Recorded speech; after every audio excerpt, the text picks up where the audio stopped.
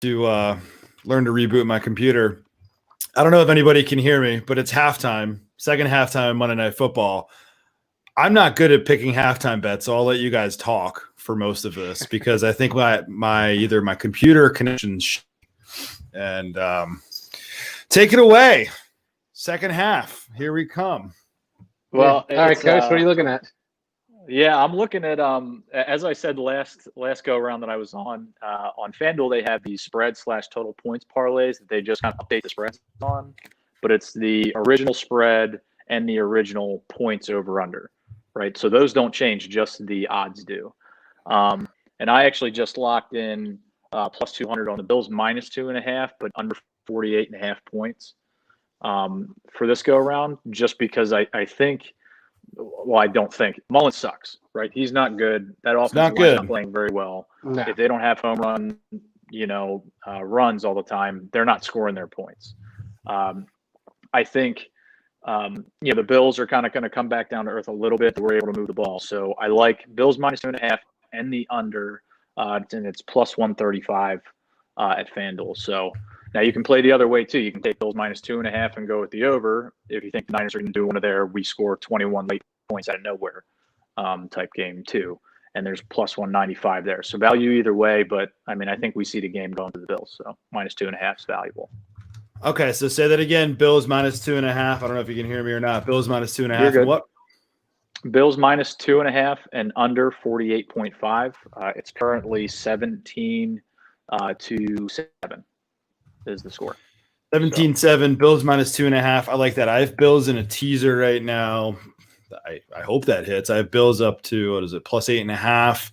Under 48.5 would be for the game. Okay, and that pays what? Is that even money? No, it's plus. It's plus 140 now. It just ticked up a little bit. Oh, shit.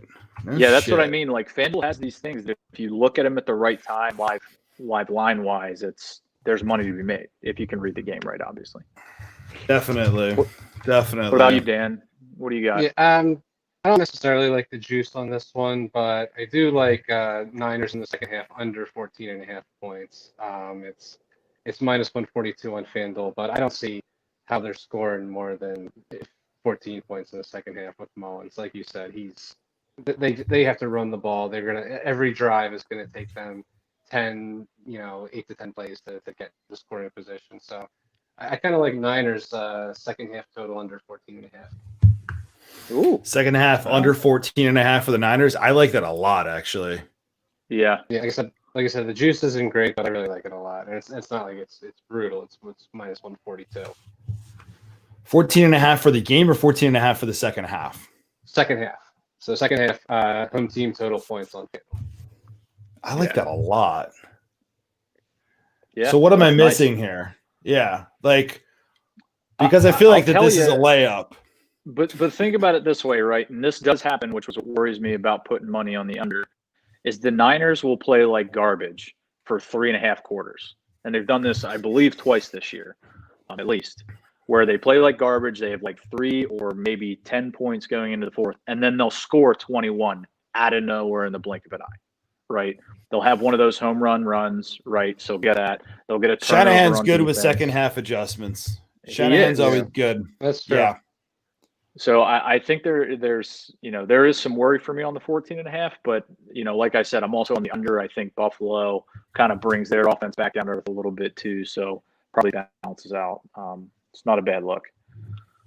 Yeah, like I was looking at trying to deal with trying to get the box score and the team stats, but internet connection, as you guys know, is not going well right now because everything is just shitting its pads. But the Bills have moved the ball pretty well, and then they fumbled on the goal line too, right? So they could definitely have 24 points in this game. Like they're moving the ball on this Niners defense, which has looked good in recent weeks. And the Niners got stopped on the goal line too, on a goal line stand. So that's how they got their touchdown. But it's 6 and 1/2 in the other. I mean, Josh Allen is passing all over the place. Their running attack's really non-existent. He has 236 yards passing, 2 TDs, 19 of 23, which is pretty solid. But Robert Saleh, again, is a good halftime adjuster. And you'll be very happy if you had Cole Beasley over probably his 40 yards that it was, because he has 113 already. So Cole Beasley is a gamer, man. Cole Beasley is a gamer. Yep. Bills 7.5 yards per play. They're moving that ball. Niners only at 4.9. Schmidt, I actually really like that under 14.5. I'll post this also. I haven't bet it yet because my connection, something's shitting its pants on my computer, which means that RAM that I was supposed to install and didn't install yet, that should have happened. Yeah, let me update that. Just too many things to do, and I put it off. That happens. Didn't you say I like these plays. Didn't you say Yanni had third quarter bet here on the Bills? Yes, I was gonna say it, but I don't know if you guys can hear me or not. But Yanni has third quarter Niners, and I bet it also third quarter Niners minus half point. So win the third quarter plus 130 because the Bills have been getting destroyed in third quarters. That might happen again. And Shanahan makes some great halftime adjustments. Yeah. So that's not a bad look. Not a bad look. That goes against this bet that we have right here. Not necessarily on the under, because if the Niners score like this under can still hit. Bills minus 2.5. I still like it. Like if the Niners, put up a touchdown, win the quarter, it doesn't mean that the Bills can't cover that 2.5 point spread. Plus 140 is not bad. Fando has some nice odds. Yeah, they usually try and bait you a little bit too.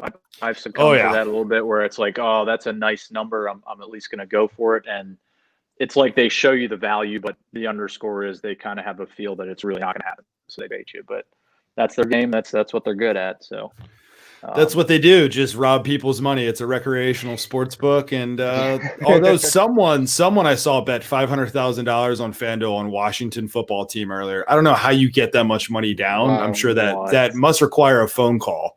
I mean, to get $500,000. No, you can put up to $1 million on their app. Can you really? $1 million. Yeah. Yep. I was just messing wild around one day, and it cuts you off after you put on that, $10 million or $10 million hero. Can you imagine just sitting there and putting $1 million on a game? You'd have to take my phone away. Nope, can't do it. I can't even believe how rich are those people? Like, even if you're the richest person on earth, not like the richest person on earth, but like top 1%. I don't even know what I'm trying to say here, but like, if you put $1 million on a game, like how rich do you have to be for it to not even blink about it? Doesn't like I'm sure that they're stressed out about it, but to have the balls to put that $1 million on it is crazy.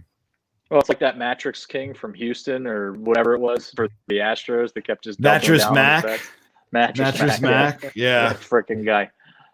I enjoy next touchdown bets just because there's a lot of juice on them. And if you read the game properly and see who's really kind of dominating their position, it's not a bad thing to look at. Plus, you already know who has scored already. So 2 touchdowns in a game is usually pretty uncommon most of the time, right? So just looking at it, like if the Niners get the ball, like you said, Raheem Mostert's plus 550. I mean, he's their running back choice. He's the guy that carries it. I also like Jordan Reed. I think, as that security blanket for Mullins, even though he sucks. But he has an opportunity there. He's plus 1,200. So those two guys, if you really want to bet on the next drive, like if you're into that, there's some value on those two guys.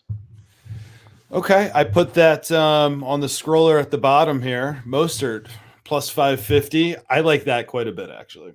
Yeah. Because like we're saying about the Niners, having that good script coming out of halftime, Shanahan making those adjustments. If they do hit that touchdown, Mostert's the guy that you would expect to get that touchdown. I like it. Yep. Any thoughts on tomorrow evening's game? We have Tuesday Night Football. Oh, man. I don't. Oh, God. It's Dallas, right? Dallas Cowboys, another NFC East team on a rescheduled primetime game. But so the Ravens have a legit defense. Like they do. They were missing a lot of guys on the defensive front and held on with the Steelers. Now, granted, the Steelers just really looked like hot garbage against the Washington Redskins. Take that for what it's worth. But the Ravens have a good defense. The Cowboys have Andy Dalton. He sucks. The Ravens have seen him. That coaching staff has seen him. I think the Ravens blow this team out just to kind of put themselves back in the playoff conversation, because obviously they have been dwindling from that a little bit. And they just kind of put their stamp on it. So I haven't really looked at much on it today. Was going to see Yeah, more how neither it have I. moves I tomorrow. put the Ravens into a tease. I put Ravens and Bills in a tease together. Yep. I'll probably end up putting the Ravens with someone else. I think the Rams are favored by 6 against the Patriots on Thursday night. Maybe I play that with Baltimore. I really hope that if I play the Rams that they don't shit their pants. Although the Rams are probably getting close to like the high point of their trading range, I feel like. Like, can the Rams get much better right now? Not too sure. Yeah, I think the Patriots are too, though, right? So they've gotten a couple, one ugly win followed by like just a slaughtering of the Chargers. Which 45-0 over Anthony Lynn. I don't even know how that happens when you have an offense that puts up points like they do. But hey, no clue. Bill Belichick. Yeah. And I think Cam Newton had like. Hey, look, Anthony Lynn is an innovator. Anthony Lynn is an innovator. On 4 different punts out there, he had 4 different sets of play. He had 10 players on the one punt. He had 12 players on the other punt. This is just next wave stuff. You have no idea what he's. It's amazing. It's amazing. He's getting fired. He's getting fired. He might have been fired while we're recording this. Like, honestly. Well, I don't know how Peterson may leave the Eagles and go there. So, that would be a good. Sounds like a conversation for another day. We still have to do that Eagles podcast. That's that could very well be the case. Yep. Yeah. One thing I do like for tomorrow's game would be Lamar Jackson's under passing yards. Like, if you can get that, probably FanDuel, it's got 181. I think anything around that range is probably good, especially for another Tuesday night game where it's going to be sloppy as hell. Everyone's back after missing all these practices and games from COVID. It's Dallas, and it's going to be. So I would take that Lamar under the passing yards. If you can get that anywhere from like 180 to 181, like, it's probably a pretty good range for him there. Tomorrow is probably a game where he runs for 60, 70 yards, passes for $150, and they win like 23-7. Yeah, but then they just call it a Tuesday and then go home and they'll be 7-5. I mean, they need that game though. They can't drop that game because they're on the outside looking in right now. There's some tight races, like tight 6, 7 seeds, 8 seeds. Like there's a lot of teams in it, not named the Philadelphia Eagles, but like even Washington at 5-7 is eligible for a wild card right now. Do I think they get it? I don't know, but like Washington and the Giants at 5-7 are there, which is crazy to think about. Yeah, it's crazy to think about. The NFC East is just the most mind-numbing thing, of all time. Oops, covered the wrong thing. Like, just so bad, so bad. We're losing to third and second string quarterbacks, and like, it's just it's 2020 in a nutshell. It's 2020. Only a few weeks left. December 7th, as I look down at the calendar. Only a few weeks left. Shitty year, but let's enjoy this football while we have it. And Tuesday night football and Monday night doubleheaders. That's one good thing of 2020, I guess. So without further ado, sorry for the choppiness, everybody, but we've got the second half play in here. I need the Bills in a tease. We'll get Baltimore in a tease. We'll probably do some more halftimes tomorrow. I do want to do that Eagles podcast, a couple other podcasts this week. It's already week 14, fellas. It's crazy. 14. It's crazy. I know. Can't wait to get to January. Turn the page. 2021 NFL playoffs will be here as long as COVID doesn't, keep taking over. And it should be a very entertaining NFL playoff. So looking forward to it, fellas. Yeah, appreciate you having us, man. As always, let's get this second half bet finally. Please, Jesus, let us get a second half bet. No scoring except for Raheem